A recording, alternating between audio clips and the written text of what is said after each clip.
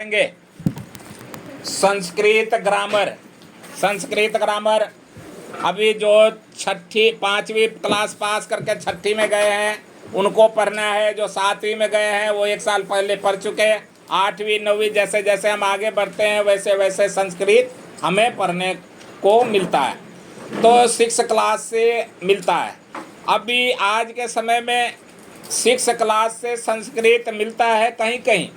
कहीं कहीं विद्यालयों में ना पहले से ही पढ़ाया जाता है, पहली से ही पढ़ाया जाता है कहीं कहीं, ठीक है, लेकिन यहाँ दिल्ली में नहीं है, दिल्ली से बाहर। तो संस्कृत में जैसे मैं बताऊंगा तुम्हारे क्लास में ना इस फॉर्मूले का इस्तेमाल करके नहीं बताया जाता। जब नहीं बताया जाता इसलिए बच्चों को इतना इंटरेस्टेड नहीं होता। वैसे संस्कृत बहुत इंटरेस्टेड सब्जेक्ट है, रुचि इसमें सबकी होती है, बशर्ते कि पढ़ाने वाला सही पढ़ा रहा हो। संस्कृत एक लयबद्ध होता है, जैसे कविता पढ़ा जाता है वैसे ही कविता के धुन के जैसे ही श्लोक होते हैं और श्लोक को एक धुन में पढ़ी जाती है। उसमें बच्चे इंटरेस्टेड होते हैं और उसको पढ़ते हैं, उनकी रुचि बढ़ती रहती है। वो सोचते हैं मैं भी सर की तरफ पढ़ के देखूंगा कमिंग। तो इस तरह से आज मैं तुम्हें एक रूप बता रहा हूँ जिसका फॉर्मूला है, और वो फॉर्मूला है लट लकार। लट लकार का मतलब होता है वर्तमान काल। तुमने सुना होगा प्रेजेंट टेंस, तो प्रेजेंट टेंस जैसा हिंदी में उसको कहते हैं वर्तमान काल और संस्कृत में कहते हैं लट लकार। क्या कहते हैं? लट लकार।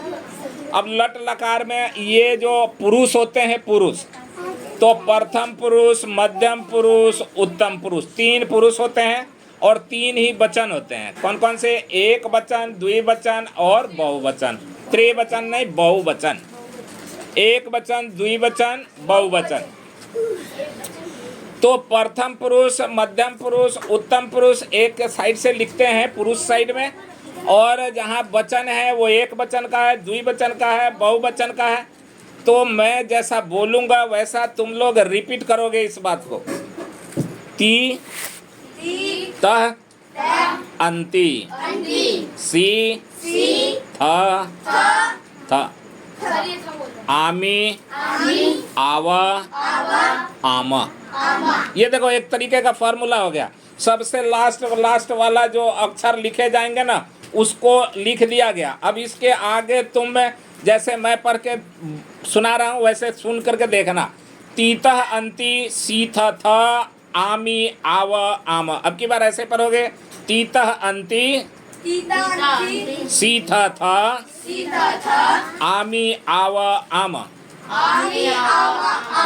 अब पहले था कि ती था ना, तो देखो तुम इनमें किसी भी एक शब्द को जोड़ दोगे, है ना, अक्षर नहीं शब्द, कई अक्षरों को मिला करके शब्द बनता है। तो जैसे पठ है, पठ मतलब होता है पढ़ना, होता है ना, पठ मतलब पढ़ना। तो इसमें क्या करेंगे? जोड़ देंगे तो बनेगा पठती पठत पठंती पठसी पठथा पठथ पठामी पठाव पठाम।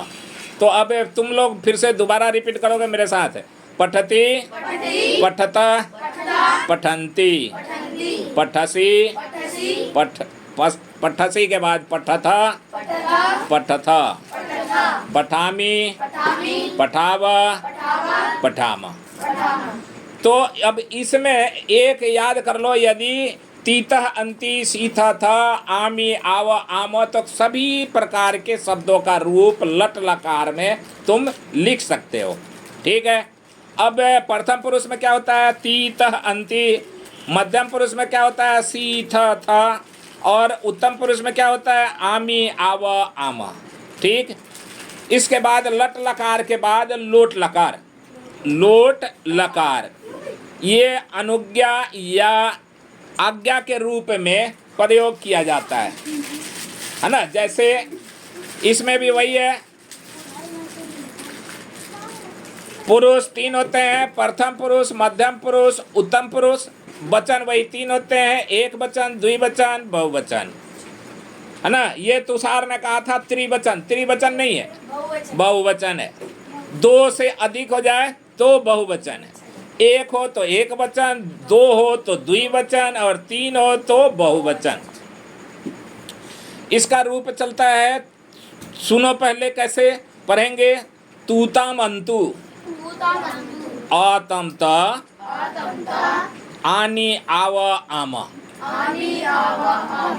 आमी नहीं आनी, हाँ आम। फिर से पढ़ो। तूताम अंतु, आतम त, आनी आव आम। अब वैसे ही अगर हम पठ धातु जोड़ देंगे तो ये बनेगा पठतु पठताम पठंतु। बोलो पठतु पठतु पठताम पठंतु। पठ पठतम पठता, पठानी पठाव पठाम। पहले के जैसा तुम लोगों ने सही नहीं पढ़ा, इसलिए मैं एक बार फिर से इसको पढ़ाता हूँ। बोलो पठतु पठता पठताम पठंतु, पठसी